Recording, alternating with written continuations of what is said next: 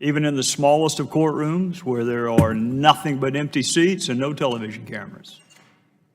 Somewhere today, those selected to sit in judgment of their fellow citizens will be told that they must wait until the very last witness testifies and the last piece of evidence has been introduced before they can even begin to deliberate on an outcome.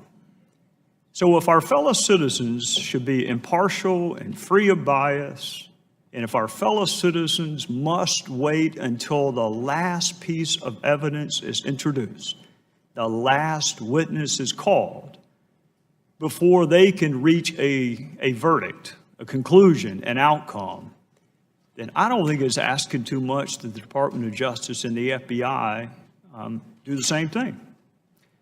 There is no member of Congress who holds the department and the Bureau in higher esteem than I do.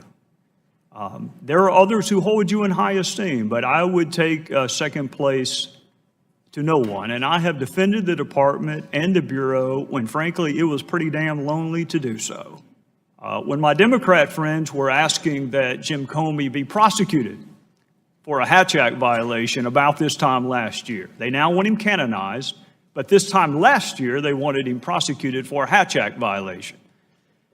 When your predecessor sat right where you're sitting and was embroiled in a fight with this little tiny startup company called Apple, I was on the side of the Bureau.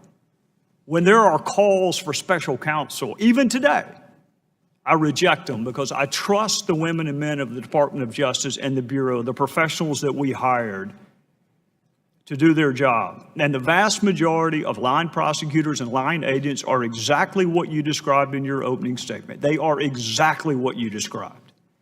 But unfortunately, the last 2 years have not been good years for the Bureau, and they have not been good years for the department. We had an attorney general meet with the spouse of a target of an investigation on the tarmac and asked that an investigation be called something other than an investigation, but be called a matter.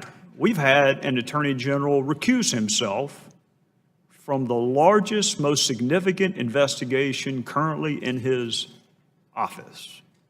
We had the director of the FBI appropriate a major charging decision away from the Department of Justice because he was concerned that the public wouldn't have confidence if the Department of Justice handled that decision themselves. We had an FBI director write 2 politically volatile letters weeks before an election.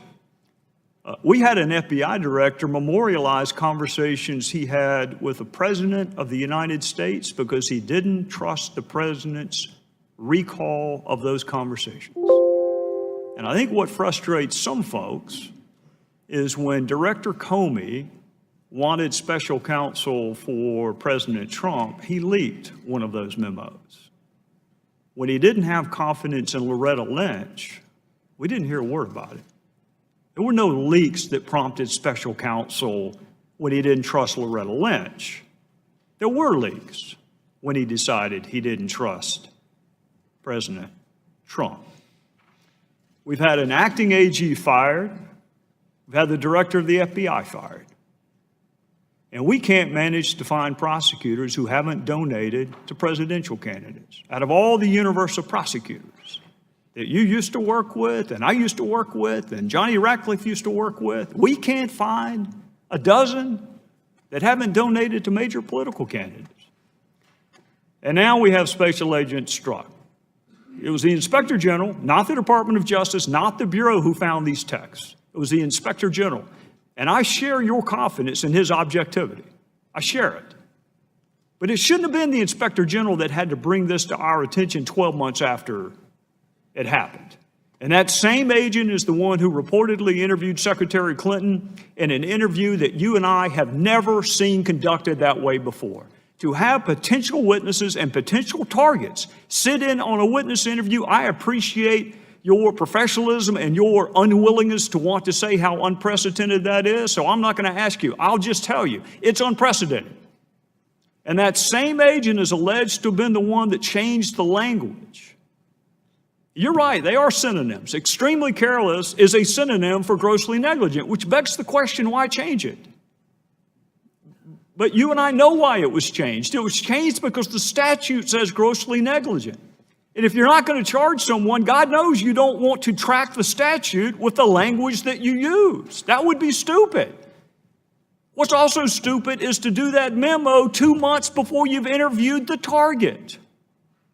That memo was drafted before the last witness was interviewed.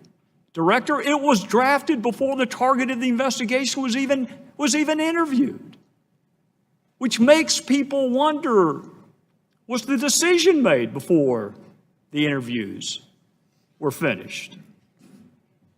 And now we believe that that same agent is also involved in the investigation into President Trump and his campaign, and may have interviewed Michael Flynn. That hasn't been confirmed, and we don't know what role, if any, he took in the preparation of documents for court filing. So I'm going to say this because I'm out of time, and I appreciate the chairman's patience with me. You have a really important job. When all else fails in this country, we want to be able to look to the FBI. We want to be able to look to the Department of Justice. When all the other institutions we trust, including Congress, appear to be broken, we want to be able to look to you. It's been a really bad 2 years. I am counting on you to help answer our questions in Congress, our fellow citizens' questions, but I am more than anything counting on you to go back to work for that blindfolded woman holding a set of scales that really doesn't give a whit about politics. That's the FBI that I want. Time, gentleman, has expired. Chairman, The director is Mr. Chairman, welcome to respond. Just a 30-second response. First, let me say, Congressman Gowdy, I'm well aware of your longstanding support for the Bureau and the department, and I want you to know we appreciate it. And second, I want to assure you and every other member of this committee that there is no scenario under which I would have taken the president's nomination if I were not committed to the kind of independent, impartial, objective, and professional pursuit of the facts. I wouldn't be here if I weren't committed to that, and I can give this committee that commitment.